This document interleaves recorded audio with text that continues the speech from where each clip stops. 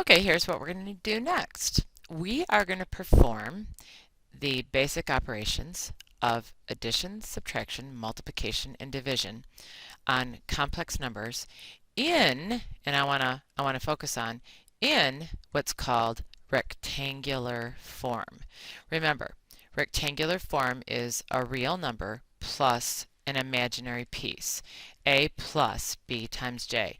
A is the real number, the 5, plus or minus, doesn't have to be plus, the imaginary piece. However, when you add and subtract, so we're going to focus on that one in this particular segment, it's just collecting like terms like you did in algebra.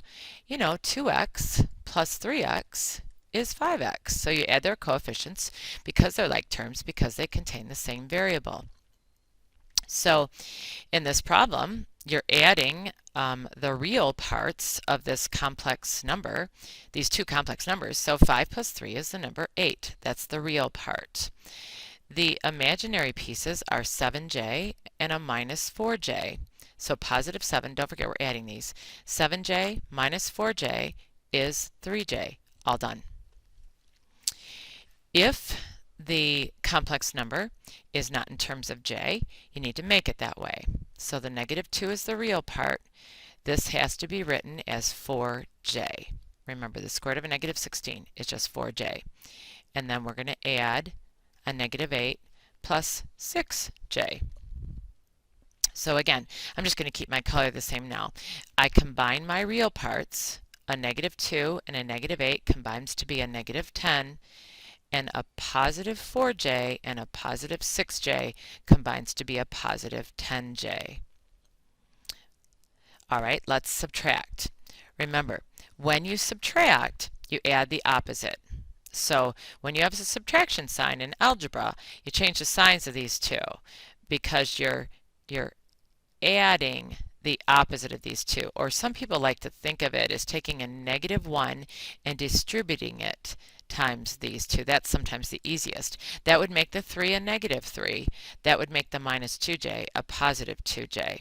Let's bring down this negative 9 minus 6j, and let's not even bother with parentheses, because now I just got to put my like terms together. That combines to be a negative 12, and then a negative 6j and a positive 2j is a minus 4j. Another subtraction problem, but I have to change the square root of 25, negative, into, this is just that minus sign. I got to change that to 5j.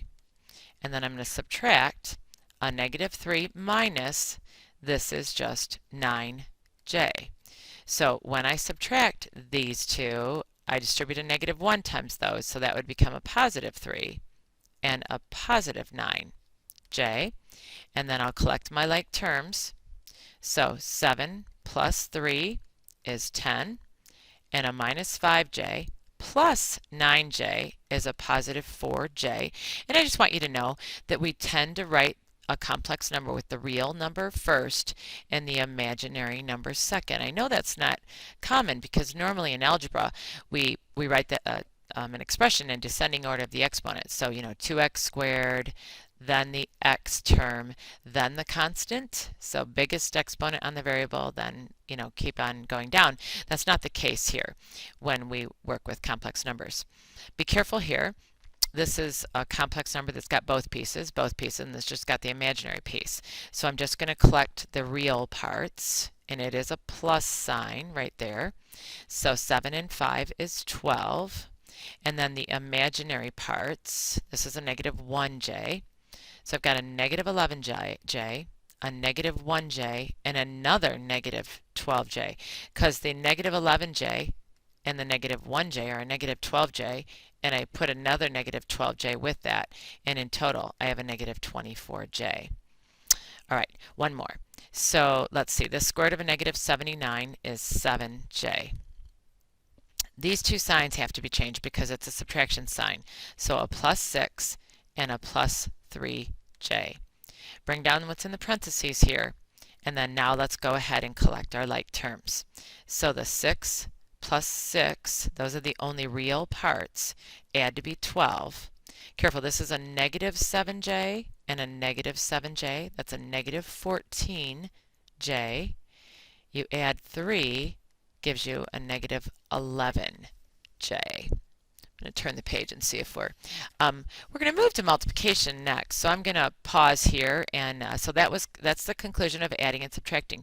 To be honest, I find the 4 operations in rectangular form to be pretty simple to work with.